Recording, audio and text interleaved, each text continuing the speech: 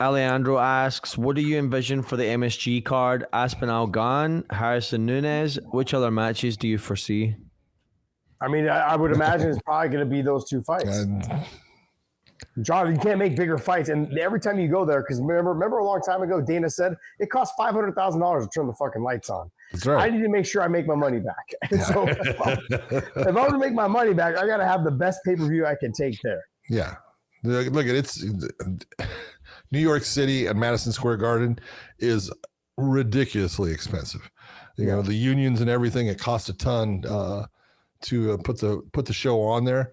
And so they put on great cards there. They put on great fights. I think you will see, the Kayla Harrison versus Amanda Nunes. Come on, that's awesome. Okay.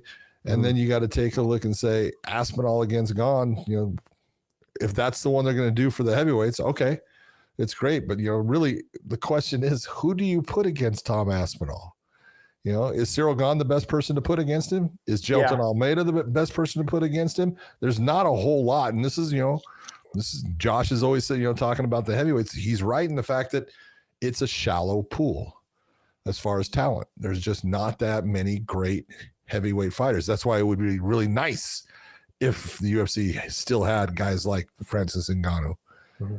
It would make it more interesting. John, he's already beat Pavlovich. He's already beat the other top 3 or 4 on the way to the title. So I think he fights Cyril Gane first because that's a huge deal. The only thing that concerns me about them fighting in Madison Square Garden is that they're both European guys. Yeah. So why would you waste that fight at MSG? At least it's close enough that Europeans can fly over, right, and watch. Yeah. But you would want to do that fight over there, to be honest. Yeah, you would want to do that fight either in Paris or in London. Yeah, you want to do it in a big arena over there in the UK or somewhere over there in Europe. Now, do you jump Jelton Almeida and you have him go up? I mean, he's in number 5 or number 6 right now. He would be the only next logical question or person after Cyril Gane because he's already beat Pavlovich. He's already beat the other guy that's in between there. I can't remember who it is off the top of my head. Volkov. He's already beat Volkov. Yep. So those are the other 2 guys in between them. So he's already beat those guys. He's going to wipe this division out. I think he will. And there's nowhere for him to go. There's nowhere else for him to go. Yeah. So he'll end up defending his title, I think, 4, maybe 5, 6 times until another heavyweight comes in and you have something there. But we'll find out. We'll see. First one from Alejandro Gutierrez. Aspinall versus Volkov, or Aspinall versus Pereira. That way Pereira can be the only person winning titles across 3 weight classes, right? Well, Aspinall already beat Volkov, so that fight's off. I'm not going to have that done until he beats Cyril Gane and then he beats Almeida.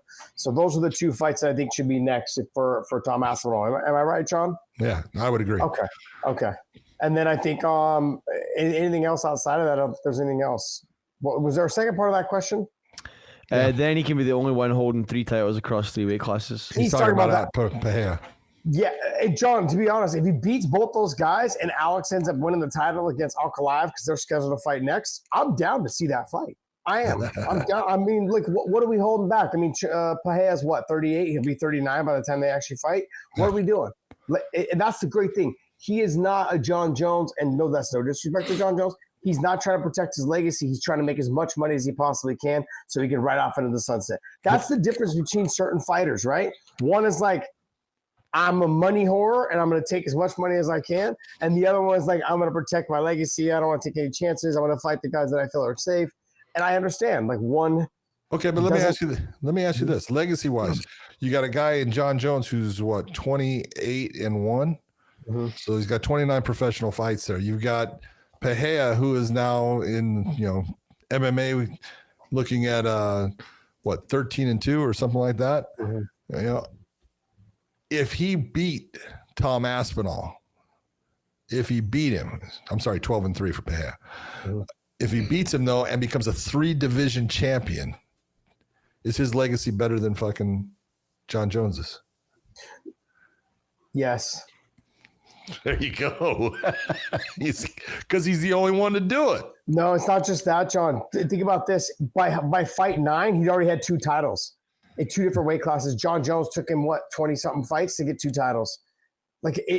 He won 2 titles in 10, 11 fights.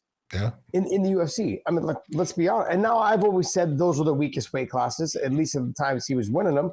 But regardless, he did it. He did it. And if he used to win the heavyweight title, get the fuck out of here. There's nothing I could say to anybody that would justify me saying he's not the GOAT. He's not the one that has the best legacy. The best legacy. He's I'm not saying he's the greatest of all time. I'm not going to say that, but he's got the greatest legacy of anybody in the sport. Yeah. Okay. If we're gonna separate it like that, I'm on your bandwagon. I believe that. Yeah. Right. It'd be hard for me to say greatest of all time, but it's hard for me not to say it because you got 3 different titles and 3 different weight classes. That's hard too. It's tough.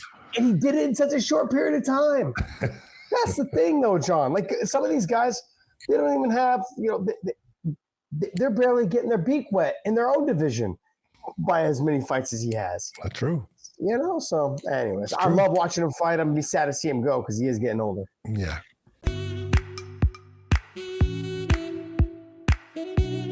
This episode is brought to you by BetUS. Make sure you guys YouTube 150 for the promo code. Also, Element, use the link in the descriptions down below. Any product you buy from there, they will send you a bonus package of product if you use our link down below. Element's amazing, man. I love it. And I want to say thank you, man. Thank you guys so much for continuing to support us.